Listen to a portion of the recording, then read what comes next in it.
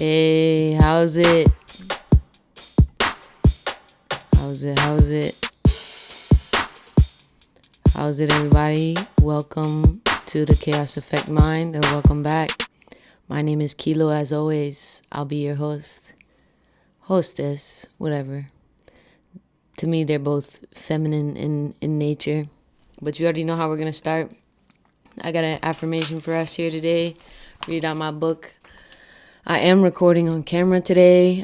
Usually I do, but I've had several people ask me why I haven't put out any videos for this. I don't think y'all understand. It's a lot of work. It's a lot of work to record yourself, to edit the shit, to record the podcast. You know, I'm baby steps.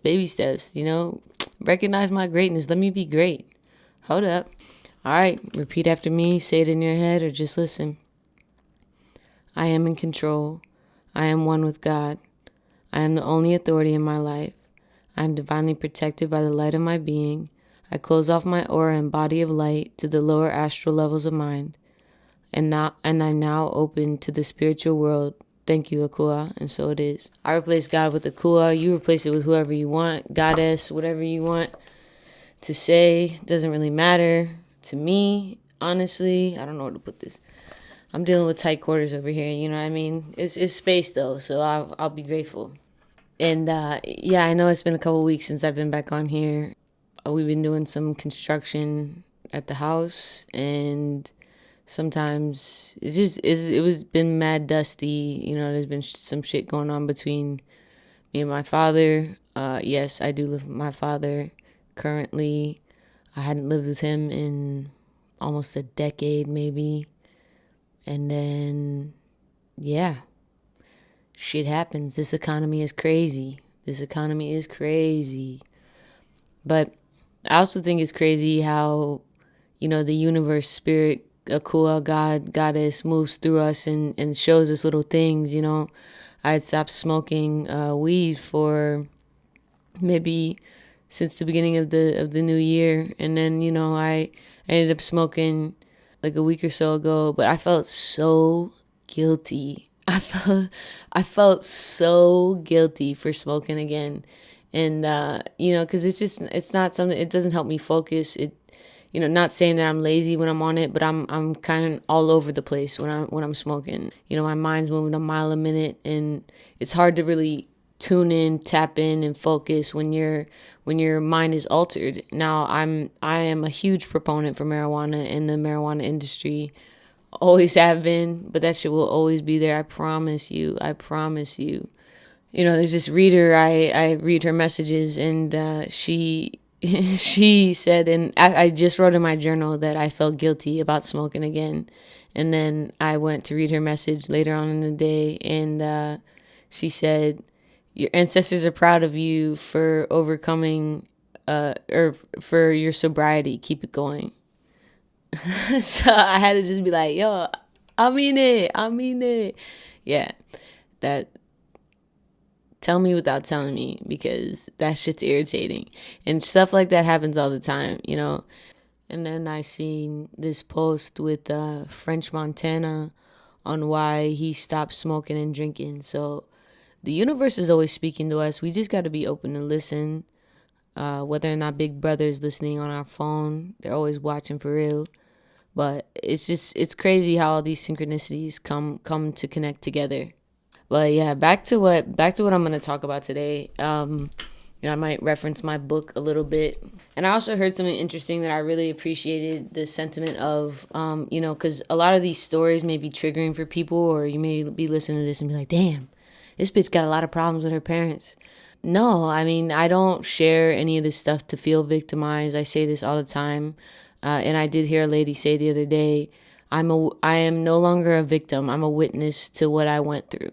And I can appreciate that because, you know, I am a witness to what I went through. I literally am right now being the adult I wish I had and needed when I was younger.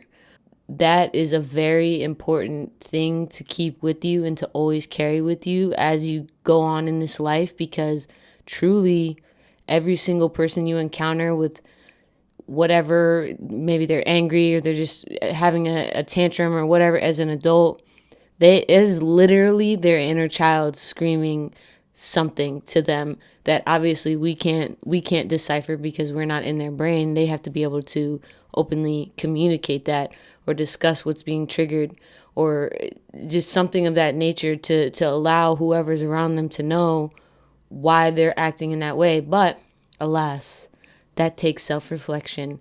That takes deep, deep contemplation and to turn your lens inward to focus on who's really the problem, who's really the cause of these things in my life currently, and are my reactions contributing to that in any way. I'm not saying don't look at it from all sides. I'm not saying that your opinion, your feelings are not valid, because that's never how I want to make anyone feel. Your feelings are always valid. Whether I believe they're right or wrong, they're still valid, just as if my feelings are valid, whether you believe they're right or wrong. But yeah, I just wanted to say that because I am a witness to what I went through, and now that I've done a lot of healing and a lot of work, not saying that I'm done because it'll never be done, I am able to share these things openly without feeling like I need someone to be like, oh, poor you, poor you, and that's not. I'm not downing therapy. I'm sure we could all use it. Shit, I've been thinking about it a little bit, but honestly, this is a lot of years of hard introspection that I've done on my own, and I went to seek the knowledge, and I found my akua, I found my God, and who I look up to, and found that akua within myself, because truly we are all divine in nature anyway, right? We're all of the same divine purity. We're all of the same, and we're all one. So that's something I feel like we misunderstand. We try to separate ourselves from things and people and whatever experiences, but we are all one in essence. So I wanted I wanted to talk and touch on a little bit on discipline versus abuse. And even if discipline is still even like a necessary term to use or call it anymore because of the definition of the word in and of itself. So, yeah, my uncle came over the other day and we were talking about his son, my cousin who has a son. And, he has some learning disabilities, I guess, or is what they're leaning towards. They haven't had him tested or anything yet. But that's kind of what they're leaning towards when it comes to this child. I feel is a little insane because we are so, as a society, we are so focused on labeling things just so we know what it is. Like labeling it. I have to label this because I'll know what it is if I attach a label to it. It'll make me feel comfortable if I attach a label to it. And it's literally for your comfortability. It's not for any other purpose, right? It's just so you can, in your mind that can't make 3D sense of it, is going to be like, yes, okay, this is that. And that's a very logical way of thinking. And I'm not saying logic is not a good thing to have, but dude, fuck out of here. And I do work with a lot of special needs kids at the pool I work at, and the parent, I guess we're no longer telling the coaches if they are special needs or not. We kind of just have to look for the signs. Like we have that in our classes, like built into our classes of the signs of certain kids that we need to look out for, maybe adjust our lesson plan to what they need and stuff like that. But we can't allow that to get in the way of our other students, because we maybe have 6 to 8 kids in a class, and we have to keep it moving. Adaptability is a big thing in coaching, especially even in life. It's just, you got to be quick on your feet. You got to know, you basically, I mean, you don't have to know what you're doing, but you do have to know what you're doing. Anyway, so I always struggle with disciplining my kids in class, and because I'm not their parent, you know what I mean? But also, if they're being disruptive to the entire class, it's a problem, and it needs to be adjusted. It needs to be fixed. Not fixed, excuse me. It needs to be addressed. Let's just say that. So, and without trying to embarrass the kid as well, because that kids are very fragile. as they should be. They're very new to the world, and the kids I work with are mostly around 8 years old. In my morning classes, 7 to 9, excuse me. But yeah, anyway, so I struggle with that because, the behavior is it's stemming from somewhere. It's stemming from a lack of attention at home. It's stemming from a lack of emotional engagement at home. It's some type of attention seeking thing when it comes to certain types of students that are disrupting the class or splashing and just like doing stuff that they know they probably shouldn't be doing, but I'm not gonna smack you in the face, right? Like this isn't the fucking 30s and 40s and 50s, right? Like that's just not appropriate, right? And this isn't a Catholic school, not trying to downplay my Catholic people out there, but yeah. So my cousin has been having problems with this boy, his little boy, and my uncle was telling me about it, and my uncle was like, when talking to my cousin, was like, oh, when you were younger, I used to have to whoop your ass because you needed it, and it didn't correct your behavior. And I was sitting there looking at him like, did you just hear yourself? Like, you literally just said you whooping his ass did not correct his behavior. No matter how many times you whooped his ass, no matter which way you whooped his ass, no matter how you did it, it did not fix his behavior. And yet, and still, in this society, that mindset in that age group still believes putting your hands on a child is going to solve the child's behavior. And then my uncle said something that was very chilling after that. He said that kids will do stuff because they want to cover it up and they don't want to get in trouble, or they won't do stuff because they're afraid of getting in trouble by the person they know they'll get in trouble by. And I'm like, in my head, I'm like, those things kind of run side by side, right? And also, what? If your whole like parenting strategy is based off of you have to fear me, then I think maybe we need to restructure our parental thinking strategy a little bit, and him and my dad always love to say, oh, you don't have kids, you don't understand, da da da. But I'm sitting there like, bruh, but I understand emotional intelligence, and I understand that in preschool and when we're old enough to understand that we are taught not to put our hands on other people. So yet, why do we still feel it's acceptable and okay to put our hands on a child? A child. Not, whether or not they knew better, whether or not they knew right from wrong, like this, that, and the third. But, especially when I learned about special needs kids, hitting them, abusing, it doesn't change their behavior. It actually makes it worse. So, and that's my point with all this. My cousin and his little boy, no matter if he spanks him or whatever, it just makes the behavior worse. And, without putting my cousin out there too much, because, he's a good dude. But again, we were raised a certain way, and, some people did the work, some people didn't do the work. But again, hitting is not going to solve your problem. Just like hitting a person for no reason isn't going to solve your problems, hitting a child for no reason is definitely not going to solve your problems with them. Yeah, it's going to make them scared of you, but scaring them is not a valid way to it's not a valid motivator, right? It's not a valid motivator for people. It's also just going to deter them from doing it maybe the one time, but they are going to come back and do it again. It doesn't really matter. And, of course, my dad comes in and he's like hyping him up. He's like, yeah, I'd smack the shit out of him. And I'm looking at him like, okay. But I looked at my uncle. I said, Uncle, your discipline is not a validation for anyone else's child abuse. And I looked over at my dad. He didn't say anything. But, and it's been very difficult living with him because he has such a small mind, and he can be open in some ways, which is crazy to see, but he can be so closed-minded in so many other ways, and specifically that one area, because so my biological mom's mom was very abusive mentally, emotionally, physically. She threw things at them a lot, and my dad's father was very, very abusive as well. He used to beat the shit out of them. And, I did hear my father say, oh, I was scared I would get in trouble, But again, like being scared of getting in trouble just makes you want to get away with something more. It doesn't mean that you're not going to do the thing. You're going to do everything possible to do what you want to do without, like, it's a loophole. You just want to get around the beating, get around being in trouble.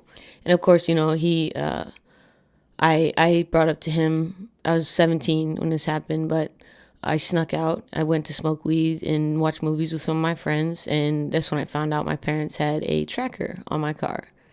And so, and my older brother, he made it look like my room, like he turned on my light and was like, "Oh, it'd be so funny if it looked like my parents came in here and like she knowing because she snuck out or whatever stupid shit." Irony is, I did get in trouble for sneaking out because they did that shit and they turned on my light. Had they not done that, I probably wouldn't have got the ass whooping of a lifetime. Was at my friend's house, my brother, and he was pretending to call from my biological mom's phone, and then I answered and it was him, and then he said something, and then I hung up, and then the phone just kept ringing. I answered. I was like, "Yo, stop calling me."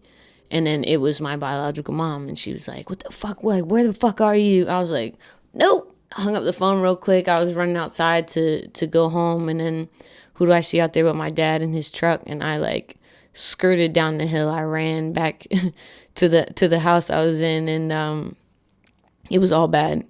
But then I finally like came out, and he told me to shut the fuck up and get the fuck in the car and to bring my ass home. So he like followed me back home, made sure I went home. And yeah, so when I got home, they were yelling at me, asking me what I was doing. I told them I was smoking and watching movies with my friends, and they didn't believe me. They wanted some elaborate story that wasn't true.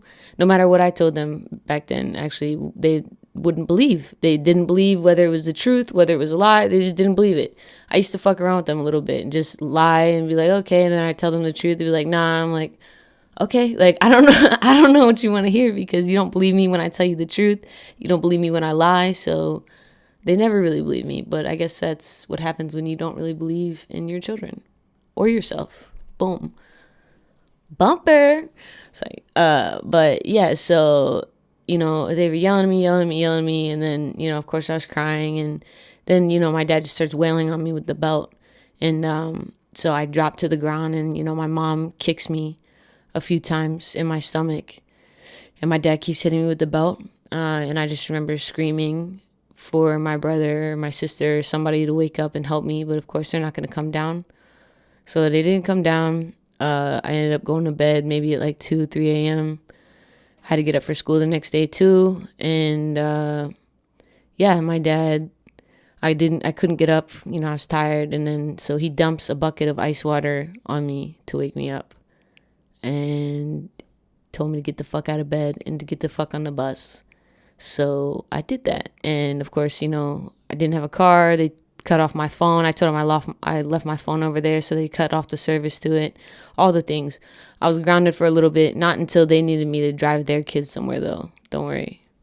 But yeah, anyway, so he brought that up and I was like, "So you think it's deserving," or I brought it up. I was like, "You think it's deserving for a kid to get hit with the belt simultaneously while being kicked by their mom? You think that that's okay?" And he was like, "You know what you did. You deserve that. Or you know what you did to deserve that." Whoa, that's crazy. You know what I mean? Like and they were never the people to explain why something was wrong. They just expected me to know better and then to do better without any knowledge of why something wasn't this and why something wasn't okay. They would just be like, "You should have known." I'm like, huh, crazy. How should I have known when you're the one that's supposed to be teaching me? I'm just saying. Yeah, so that shit was insane. It was definitely, and after that I told them if they put their hands on me again, I would call the cops, and they never put their hands on me ever again. But of course they got divorced like shortly after that. I definitely lied. They absolutely did put their hands on me again. It was a while after that though, and it wasn't nearly as bad. Now granted, my mom did throw a toaster, a pan, and a couple of metal Febreze bottles at me a few times after when they got divorced and split up. And then, I tried to step to my dad, who's like 6'2", 200 something pounds. But he just like tossed me. against the back of my headboard, and I fell to the bed. But yeah, you just kind of have to get to a point with your parents, especially if you want to maintain any kind of relationship with them, that to realize that they may never be the people or the parents you expect or want and need them to be. And that's just kind of what I had to come to terms with my father, because I can't live and focus on that end of it. If I do, I wouldn't be able to look at him or be around him in any way. And yeah, just it's not a helpful environment to live in. Now, again, these are things we don't really bring up or talk about too much, because again, it's always one-sided. It's always his view, or no way, that didn't happen, your memory's bad, you're misremembering, or some form of gaslighting statement, which I never appreciate. So you just kind of have to take your parents for who they are and what they are, and either accept that or keep it moving.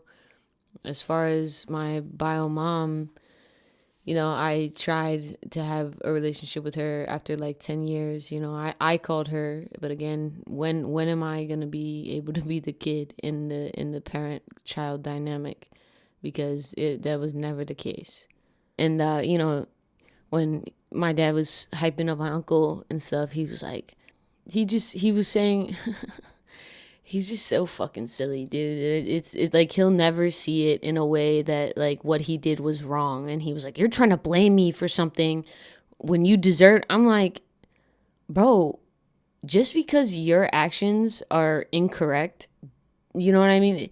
It doesn't make you a bad person, but like own up to that shit. You know what I mean? The way they used to hit me and throw things at me and do the things they did was not okay. It was not okay.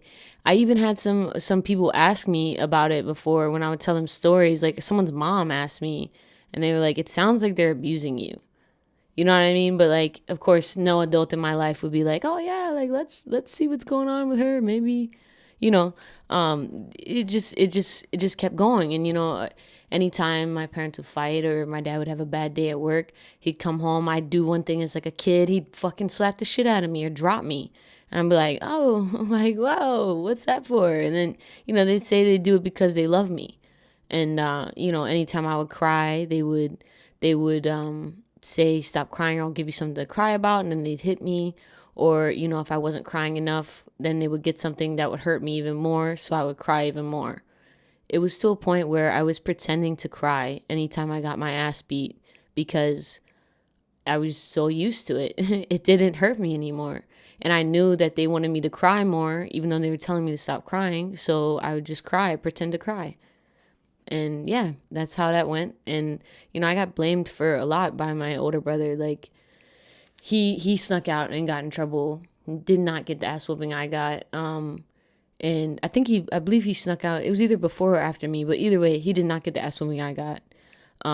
He actually blamed me because I knew where he was, and I got grounded, and I got my ass whooped. So I'm confused, But he shits gold apparently. So there's no way he'd ever get in trouble.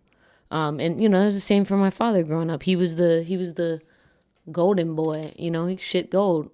Ain't do no wrong, but he's seen his six, 7 siblings get their asses whooped, and he learned. Because my granddad was a very physical being, and like I only ever seen my granddad a handful of times in my life that I remember, and he's actually passed away now. But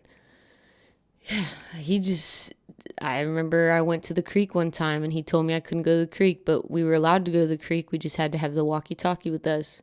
So I went with my neighbors, and then I think my siblings joined us, and that's why he got mad.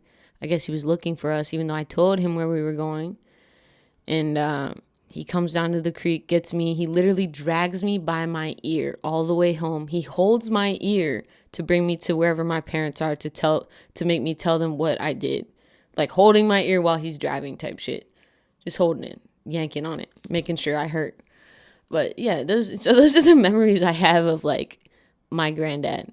And again, like he could very well have been a nice person, but the experiences I had with him were not. They were always forms of abuse. And that was my point to my dad, is that, abused people tend to seek out and attract abusers and then become the abusee once those abusers are done abusing them. Whoa, I know that was a lot of alliteration. But yeah, like, us being abused as humans, it that's what we know. So we naturally seek that out, right? We naturally seek that out. We look for that in other people, whether or not we consciously or subconsciously know it. But we're always commanding the universe of what we want and don't want. Okay? So, I take, my dad, he's got a good heart. He does. He really does. But, being with my biological mother for so long, she was very manipulative, very abusive emotionally, physically. I actually found out that she tried to stab him with a knife before they got married. And I looked at him and I said, "And you still married this bitch?" And he was like, "Oh yeah, it was no big deal." She almost stabbed me. His best man that was in their wedding, he was actually there to grab the knife out of her hand. So, and he was like, "Oh, you don't believe me? I'll call him." I said, "Look, I haven't been abused by both of you. I know for a fact that is accurate, because that bitch is crazy, and no offense to her, but yeah, that's crazy. That's some crazy shit. Are you okay? Are you okay, miss?" And again, like, and I heard, I like to listen to the psychiatrist. Her name is Dr. Sadia. I really appreciate her perspective and what she talks about. But she said something to me that, or not to me, well, I guess it was kind of to me. I was watching it on YouTube. But yeah, she said something the other day, and it was about not liking the word narcissist. And, I throw that word around like fucking candy. So it literally made me stop and think and be like, why am I using that word? Like, because it to me, what she was saying, she was basically saying that, like, using that word victimizes you and gives the other person all the power over you in that situation. Whereas labeling and putting not the blame, but the responsibility on you is like, hey, like, I made bad choices, then I attracted this type of person in my life. I'm no longer that person. So that's not what I attract anymore. So it's like relabeling to, like, restructure your mind and, like, your story and your timeline, because again, you're not a victim in any of these stories. You're a witness and you're a victor. Switch those two letters, because it'll literally change your life. And it's one of those things. And when my dad said I was blaming him for what he did, and I just had to stop and think about that a little bit, because as a child, as an adolescent, like, there is a point where maybe we hold some responsibility in our parental relationships, but at the age of 1 to, I'd say, 17, 18, maybe 17 is the cutoff for that, but we don't really hold much of that responsibility, right? Like, it's literally on them. And they like to say all the time that, oh, there's no book on parenting. Like I said earlier, you don't have kids, you don't understand. I don't foresee in a world of me having a child and me not wanting to talk to that child and express and see what's going on in their mind. Whereas it's just a dictatorship. Whereas, no, my word goes, like, you're wrong no matter what you say or think. Like, I just can't foresee myself living that way. I can't foresee myself being that type of parent. But only time will tell. Only time will tell.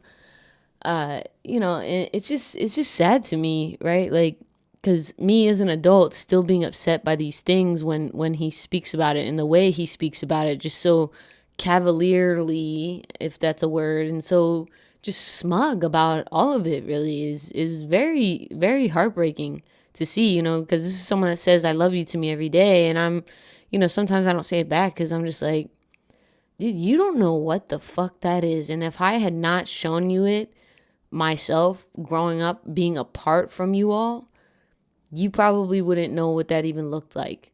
So I guess you're welcome. But, it's always an ongoing question for me growing up is, when do I get to be the kid? When do I get to be the child instead of raising kids who are mine and also parents who are children in their essence? And again, abuse is crazy because if that's all you know, that's exactly how you're going to act, right? Unless you decide to make a change, unless you decide to choose a different path, unless you decide to break those chains and step away from that shit, just like I did. I literally got exiled from my entire family for that shit. Everyone believed what my bio mom said about me. They just went with it and ran. They didn't ask questions, I was getting kicked out back and forth when they started getting divorced, and back and forth, back and forth, back and forth, back and forth. I'm like, bro, does anyone want me? You know what I mean? Like, whose problem am I again? But again, that's not a way to look at yourself because you're not anyone's problem. You're not someone that needs to be fixed. You just needed love. You needed unconditional love. You needed compassion. You needed trust. You needed nurturing. When a lot of us probably haven't received a lot of that from our familial places. And, it's sad. I feel for people in that way because it's not a great feeling. It's not a great feeling to feel like some type of burden on your family when, I didn't ask to be here. That's the crazy part. Like, I did not ask to be on this earth. You brought me here. I was telling my auntie the other day, I wouldn't trade it. I wouldn't trade it for anything because I wouldn't be who I am today. I wouldn't have gone through the lessons that I've gone through, and I wouldn't be able to see people for who they are without them having to tell me to this day. Because if I didn't go through that shit, I don't know who I'd be. Honestly, I don't know who the fuck I'd be. And had I not received the brunt of all those punishments and all those things, I mean, now I know what abuse looks like, 1,000% for sure. And I think it's a little crazy because after all that shit happened, a couple people I had been with or dated or whatever, they put their hands on me, and I couldn't help but think and feel like it was a cycle that needed to end with me. And it was karma. Like, it was literally their karma that I was reaping because that's all I knew. And I made poor decisions in people and who to choose. People I thought maybe wouldn't do that to me, but they absolutely did. And it was shocking when it happened. Because you think you know someone, but I know nothing at all. Well, yeah. I just need to know why like I need people to understand the difference between discipline and abuse. And oh shit, my phone's up there. I'm like, where's my phone? Yeah, the definition, like, the difference needs to be known. Let's see. Oh, look at this. Hold on. Discipline, the practice of training people to obey rules or a code of behavior using punishment to correct disobedience. Number 2, a branch of knowledge, typically one studied in a higher education. And then the third definition is train someone to obey rules or a code of behavior. Okay, that's literally the same as the first one. Thank you so much. And then abuse. Use something to bad effect or bad purpose, misuse. Treat a person or animal with cruelty or violence, especially regularly or repeatedly. And then the other definitions, the improper use of something. Number 2, oh yeah, same thing. Damn you. So I think that's a little interesting, right? Like, these are some strong words. Discipline, obey. That's why I don't even think, like, I don't even feel that, obeying or disciplining my kids would be like the route. Like, again, to me, talking will always overrule anything. If you explain to a child why something is this way, sure, they'll have 1,000 other questions of why the sky is blue and why the grass is green and why the sun comes up and then the moon in the day and then the moon comes up at night. Of course, they'll have all those questions. They're children. They're naturally inquisitive. But isn't that what's so magical about them? Instead of being punished for being curious, I feel like we should be rewarding these kids for their curiosity, because I was naturally a curious child. And I know that my father told me a couple years ago that the reason they grounded me all the time and kept me locked away in the house is because I was naturally curious about the world, and they were afraid. So that right there is like, that sounds like abuse to me. Like I was Cinderella, Rapunzel up in the fucking room type shit, like waiting for my knight to come and save me. Like, bruh, what? That shit is crazy to me to hear those words after so long. Just be like, damn, like I kind of knew that's what it was, but also, what the fuck was going through your mind at that time that was your response and your reaction to how things should be handled? Like, how is that okay? But again, that's what they knew. Like, oh, you're naturally curious, let me throw you in a box and lock you away. You're good, you don't need to be naturally curious. But it's just the irony, because when I did go out into the world and finally venture off on my own, the world came to my fucking front door, and I was not prepared for it. But I made it through. You know what I'm saying? What I say? No guidance, no structure. Yeah, man, we're gonna keep it going. But I think that's all I got for y'all today. Enough about my family trauma, my family trauma tree. You know what I mean? My family tree, I'm a tree. But yeah, I appreciate y'all tuning in. I hope you all have a great, great day and the rest of your week.